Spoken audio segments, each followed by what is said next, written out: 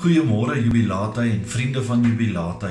Dit is maandag die dag na Palmsondag. Vanoggend lees ek vir u Johannes 12 vers 1 tot 11 voor. 6 dae voor die Paasfees het Jesus na Betanië toe gekom waar Lazarus wat hy uit die dood opgewek het gewoon het. Daar het hulle vir Jesus 'n ete gegee. Maria het bedien en Lazarus was een van die wat saam met hom aangesit het by die tafel.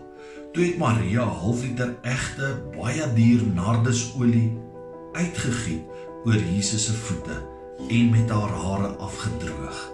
Die hele huis is deurtrek met die geur van reukolie.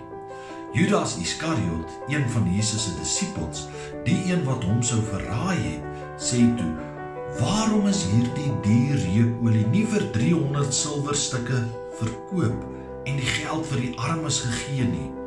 Dit het hy gesê, nie omdat hy hom oor die armes bekommer het nie, maar omdat hy 'n dief was.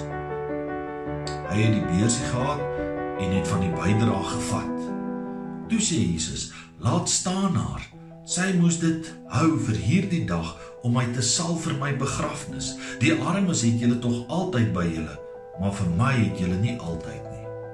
Baie van die Jode het verneem dat Jesus daar was en het daarheen gekom, nie ter wille van Jesus nie, maar ook om Lazarus te sien wat hy uit die dood opgewek het.